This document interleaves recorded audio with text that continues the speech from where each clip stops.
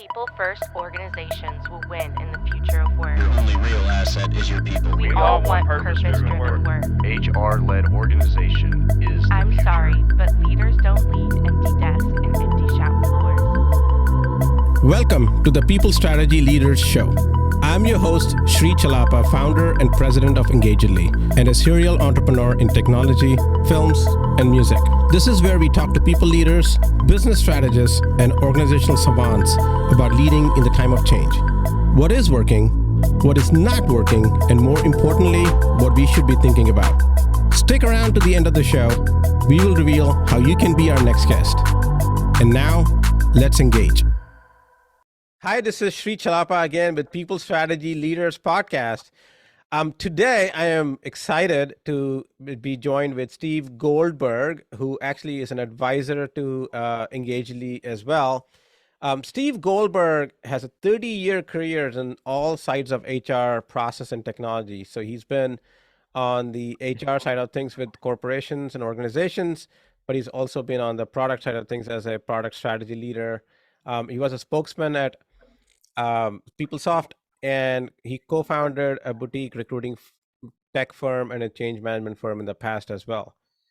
His diverse perspectives have been leveraged by both HCM solution vendors and corporate HR teams, and in practice leader roles at Bersin and Ventana Research as well. So Steve, you have been on all sides of this HR landscape. So welcome to the show. I'm really excited to have a nice chat with you here. I feel the same way about being here with you, Sri. Always good to talk to you. So Steve, one of your passion areas is AI in HR, and there's a lot of hype around that. And I really wanted to understand, we've been talking about AI in HR for, I guess for at least 10 plus years that I remember of. I'm sure it's been longer than that. Where are we today with the current capabilities in HR tech and HCM overall? Yeah, great question. Thanks, Sri. I think before I talk about the capabilities, and I actually developed some years back a framework, the AI and HCM framework, and it's really 5 categories of use cases. I'll get to that in a minute. But I think, and I'm not the only person that has articulated this, I think there's a tendency to conflate and confuse AI and machine learning. So just for the sake of additional clarity, let's just keep in mind that AI really is about simulating how a human thinks and processes information and makes decisions. And ML, machine learning, is really about how the system develops intelligence. And usually the way the system develops intelligence is through algorithms developed by humans. And if you have a set of or a series of algorithms, it's typically referred to as a neural network. So, they intersect, and oftentimes with the more sophisticated capabilities in AI/ML, you have a dimension of each or a manifestation of each. But let's just keep in mind that the whole industry tends to use the term AI when we're more than likely talking about ML and algorithms. As far as where we are, so let me give you kind of the synopsis of my framework on AI and HCM. So I spent several years looking at all examples of leveraging AI machine learning in the world of human capital management. And I would say 95% of those examples fell into 5 categories of use cases, right? And the 5 categories or 5 words that are easy to remember, the 3 Ps stand for personalize, predict, and prescribe, and then understand and curate. So those are my 5 categories. Personalization, as we know, often gets connected to learning, but it doesn't have to be confined to learning. In terms of learning content, by the way, it's broader than content. Personalized learning can relate to the pace of learning, can relate to the medium, the best medium for you. But personalization is not just restricted or confined to the learning space. You could have personalization as it relates to engaging candidates, particularly candidates that don't want to be engaged, otherwise known as passive candidates. They're well taken care of, most likely where they are, and you're going to have to be awfully clever about how to get a passive candidate who's not looking for a job to engage with you about a potential job. And that involves personalization. Again, what's the medium? What subjects do they like to talk about? And what is the context for their lives? What I mean by that is, I spent years in corporate HR and financial services. Anybody that knows how investment banks in particular work, typically bonuses are paid around the same time every year, typically around March. So if you know that about my kind of context, then I'm probably not leaving until I know what my bonus is. That's also part of personalization. So personalization, next one is predict. For years, we've seen flight risk or retention risk, kind of synonymous, be predicted with the use of or by the use of algorithms. There's certainly lots of efforts to go broader and more sophisticated than just flight risk. And by the way, there's several detractors in the market, smart people that feel that flight risk algorithms are laden with bias, and maybe we'll talk about bias later. But as far as other predictive predictive HCM scenarios, predicting productivity, predicting retention, predicting behaviors and outcomes. So personalize, predict. The next one is prescribe. I think we're really in the beginning stages of really being able to prescribe what works best in different situations. I personally think that the corporate HR function will be expected to do more prescribing and almost act like a hub of experimentation and research. Best practice is typically not enterprise-wide. You have different dynamics in each part of the business, as you well know. So I think HR departments more and more are going to have to use algorithms and other means of looking at what works best in each part of the business. Where can we have contractors? Where should we be kind of indifferent about whether it's an employee or a contractor, or whether it's a work from home situation or come into work? So I think prescribing, we're going to have to be as HR departments collecting data and developing algorithms and look at those outcomes in terms of productivity and business results. So that's the 3 Ps. Understand very quickly is, let's understand why, for example, a smaller percentage of people are accepting our job offers. Let's understand why there's more accidents in the factory. And then lastly is curate. And I kind of view curating as, in relation to being more productive in the job. So you may want to curate resources that relate to people, like mentors and coaches. You may want to curate content to be more productive in the job. So those are my 5 categories of use cases. And I think there's different levels of sophistication, maturity, and also different levels of dependencies, which kind of impact how much you could rely on the outcomes. Great. So for the benefit of the audience, let's just name those 5 again. The first one was? Yeah, the 3 Ps: personalize, predict, personalize, predict, and prescribe. And the last 2, be prescriptive about a certain course of action.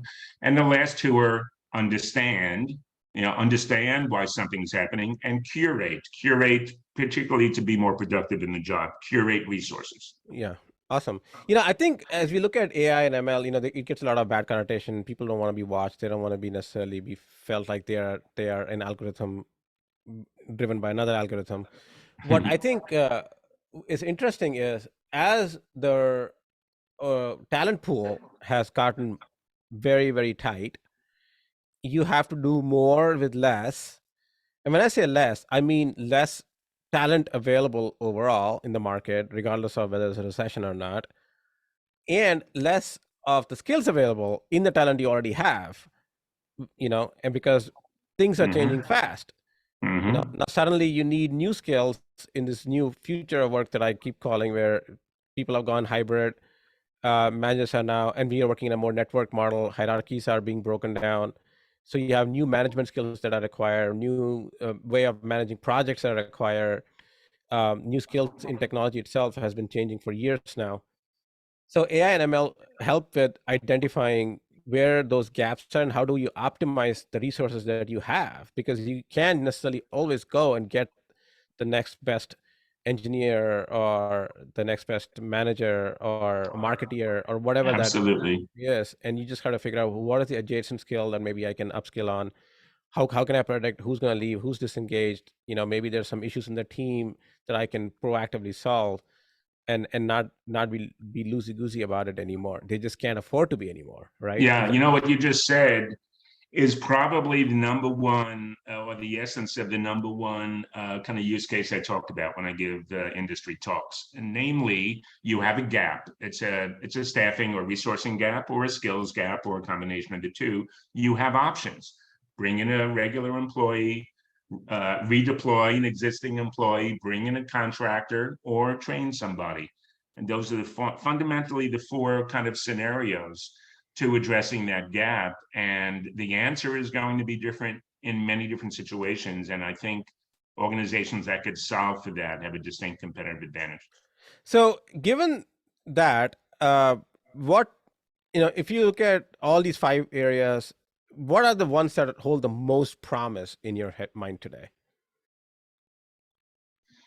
The biggest Yeah, impact. thanks. Sure. Well, I think personalization, the more attention that the employee experience has justifiably gotten in recent years, and starting probably coinciding with the so-called COVID era. And then we had, words like the Great Resignation bandied about. But a lot of it comes down to employees wanting agency and control and being able to architect their own experience at work. A lot of it comes down to that. And a lot of it comes down to, I'll say 3 things: agency, wanting to be an architect of your own experience and how your career is going to unfold. I would say the second thing is wanting to feel valued. And wanting to feel valued means sources of the value you're delivering have to be quite obvious to the organization, and not just in the confines of your job, but more broadly. You may be referring candidates that become great employees, you may be mentoring or coaching, et cetera. And the third thing I think that's become much more relevant today, that was not talked about when I was in corporate HR, was the absolute critical need to balance the needs, interests, and goals of the employee and the organization. And when employees feel like they're getting their context, their needs, interests, and goals are looked at kind of after the organization is taken care of, then employees think about leaving. Or if they're there, they're probably not at their best. So, I think that's where AI and ML will come in handy the most, and that's happening today. Personalization. Understand it's incumbent upon the organization and the line manager that's closest to what's going on. HR, keep in mind, is only like 1% of the organization. So line managers are an extension of HR, if you will, and they need to have visibility and knowledge about what that employee is going through, so that the needs, interests, and goals can be balanced. And needs and interests and goals don't stay the same for years on end. So the line manager has to know when that individual's kind of context, personal context, what they're dealing with in their lives. Line manager has to know when that's changing. And if there's some data being collected around that, maybe through check-ins. I know Engagedly does a great job around performance and check-ins. And that's some of the data that should be collected in check-ins. Is everything kind of status quo in your life? Or are there some new things you're dealing with? Yeah. I think one of the big ones that I see, which we at Engagedly are looking at as well, is how do you make manager a better coach? Can AI and ML or NLP, which is not necessarily AI or ML, but it's talked in the same vocabulary, be helpful to give manager better ways to coach, better words to use, instead of being let's say, too harsh or too critical, or not being very specific about their feedback they give, for example, right? That's interesting because there are tools out there that are still emerging. So I wouldn't say they're perfected, that match coaches and coachees based Right, on right. what would be the most effective kind of in terms of compatibility. So you're right. Yeah, yeah. And but even the language that you use in your giving your feedback and giving your even assessments that you do, it's important, because I think we also have to realize employees have changed. And I don't know if it is maybe just a Gen Z or millennial mindset or whatever that is.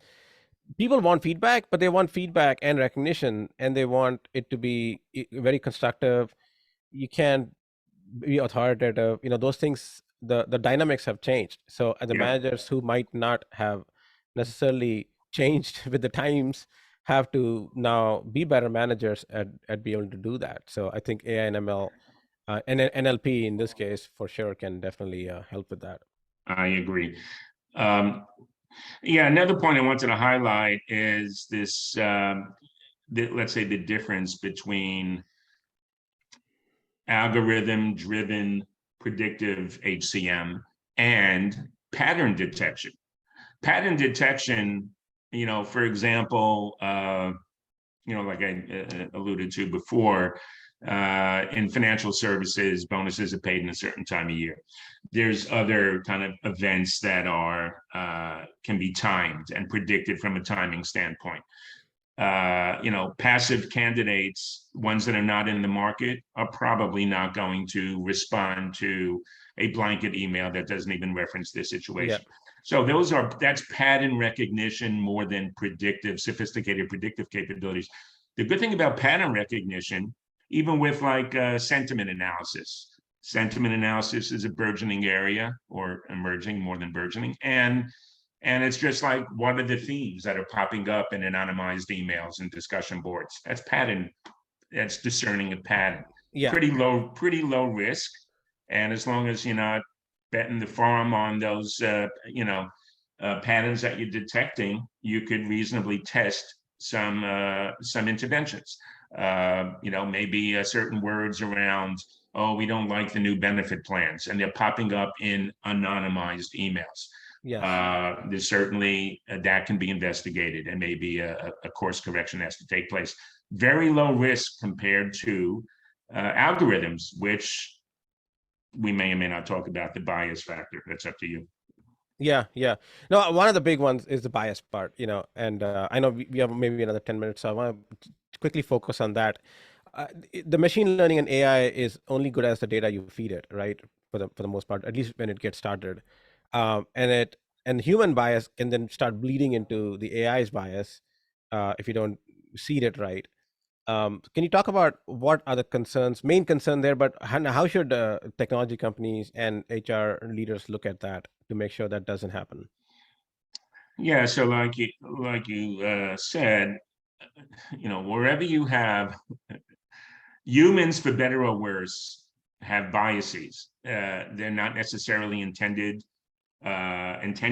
They're not necessarily harmful to society, but humans have biases based on their own life situation and what they've experienced in their lives.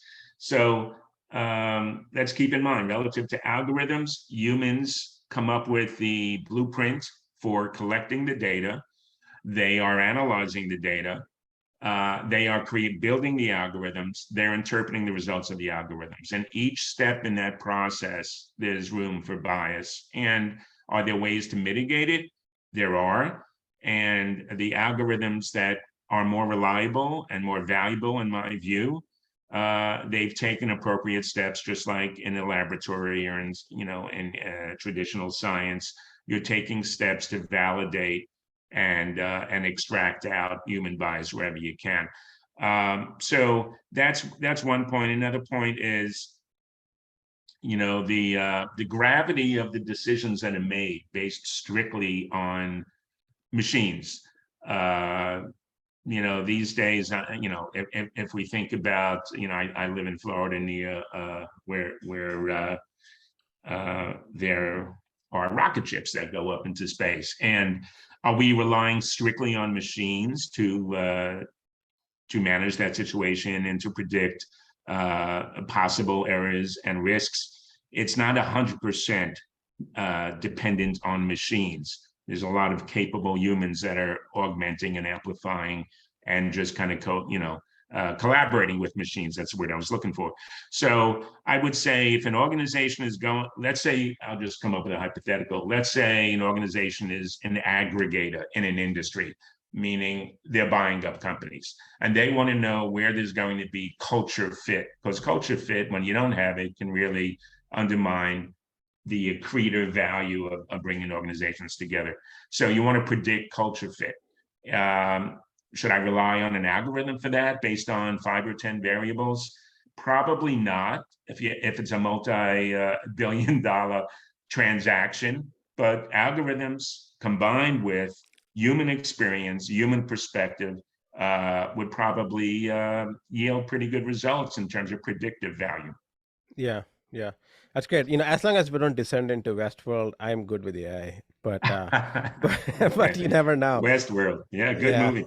The HBO show, which was not exactly the ending I was hoping for, but it is what it is. Well, I said movie because I think it was based on a movie, wasn't it? It was based on a older movie or a show. That's right. I think it was a movie. That's right. Most likely. But yeah, there's a lot of promise, but it's in the hands of the operator at many times, as we say. And I think AI and ML can augment the human decision making, not replace it. As I like to put it, and ultimately it should be used for the benefit of doing good. And I think that's what one of the things that Sundar Pichai, the CEO of Alphabet, Google, said that, right? Because it's not like I don't know exactly what he said to paraphrase, but he said he has trust in humanity. That's right. Over technologies. I love that speech that he gave a couple of weeks ago. It was great.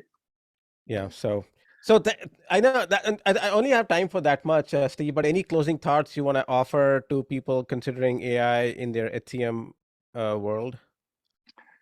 Yeah, just based on my experience, particularly on the practitioner side, and trying to, with my teams back then, take advantage of innovations. Back then, AI and ML didn't exist. We did have some predictive capabilities around flight risk. But one thing that we became very acutely aware of was, and I alluded to this before, where there's major kind of operational dependencies. I'm talking mostly about data here. So I've been on a soapbox almost my whole career with respect to relying on data, and specifically the fact that HR cannot be the owner of data, of people data. The enterprise has to own people data. Employees, contractors, managers, senior managers, and HR, they all have to understand that they all own a piece of data, of people data reliability. So much is riding on the integrity and reliability of that data. It's just insane to think that the HR department should be responsible for good data. When the enterprise signs up to that, you get a lot better results. And of course, in terms of AI and ML, it's absolutely relevant in that realm as well. Yeah. Well, thanks a lot, Steve. That was very insightful. We at Engage Lead totally believe HR strategy is business strategy. So if you're not doing HR strategy as your business strategy, you're leaving a lot on the table. So I really appreciate your time, Steve. It's been a pleasure. I would love to keep talking, but maybe we'll bring you back on the show as we learn more about the implications of AI in a few months. Totally. Love to. Thanks. Thanks. Thanks everybody. Thank you, care. Steve. And thanks for listening to the show. Until next time. Bye, everybody. Sri Chellappa here. Thank you so much for listening to the People Strategy Leaders podcast. If you are a successful leader or a people strategist who would like to be on this program, please visit engagedly.com/People Strategy Leaders podcast. If you got something out of this interview, would you share this episode on social media? If you know someone that would be a great guest, tag them on social media to let them know about the show and include the hashtag People Strategy Leaders. I love seeing your posts and guest suggestions. We are regularly putting out new episodes and content. To make sure you don't miss any episodes, go ahead and subscribe. Your thumbs up, ratings, and reviews go a long way to help promote the show and mean a lot to me and my team. Want to know more? Follow me on LinkedIn and Twitter at Sri Chellappa. Thanks for listening. We will see you next time. And thank you to Patrick Ramsey, sound engineer at Kalinga Production Studios, for recording and mixing this show.